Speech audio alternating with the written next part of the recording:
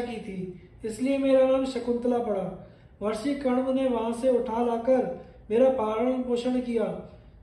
शरीर का जनक, प्राणों का रक्षक और अन्नदाता, ये तीनों ही पिता कहे जाते हैं। इस प्रकार मैं महर्षि कण्व की पुत्री हूँ।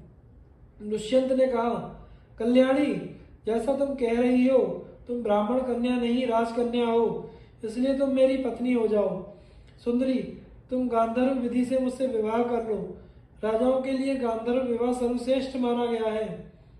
शकुंतला ने कहा, मेरे पिताजी इस समय यहाँ नहीं है, आप थोड़ी देर प्रतीक्षा कीजिए, वे आकर मुझे आपकी सेवा में समर्पित कर देंगे। दुष्यंत ने कहा, मैं तुम्हें चाहता हूँ, यह भी चाहता हूँ कि तुम मुझे स्वयं वरण कर लो। मनुष्य स्वयं ही अपना हितैषी और जिम्मेदार है। तुम धर्म के अनुसार स्वयं ही मुझे अपना दान करो। शकुंतला ने कहा, राजन, यदि आप इसे ही धर्म पद समझते हैं तो मुझे स्वयं अपने को दान करने का अधिकार है, तो आप मेरी शर्त सुन लीजिए। मैं सच सच कहती हूँ, आप यह प्रतिज्ञा कर लीजिए कि मेरे बाद तुम्हारा पुत्र ही सम्राट होगा और मेरे जीवन काल में ही वह युवराज बन जाएगा, तो मैं आपको स्वीकार कर सकती हूँ। दुष्यंत ने बिना कुछ सोचे विचारे ही प्रतिज्ञा कर ली और गांधर्व विधि से शकुंतला का पाणी ग्रहण कर लिया।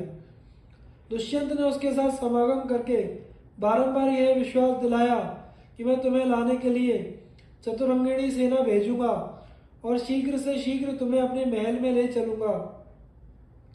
इस प्रकार कह सुनकर दुष्यंत अपनी राजधानी के लिए रवाना हुआ। उसके मन में बड़ी चिंता थी। महर्षि कण्व यह सब सुनकर न जाने क्या करेंगे। थोड़ी ही देर बाद महर्षि कण्व आश्रम पर आ पहुंचे, परंतु शकुंतला लज्जावश उनके पास नहीं गई।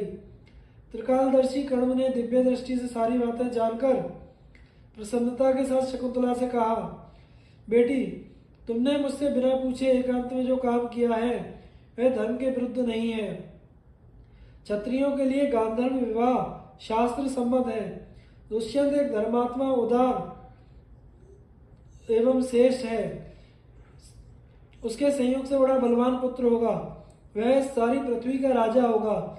जब वह शत्रुओं पर चढ़ाई करेगा उसका रथ कहीं भी नहीं रुकेगा।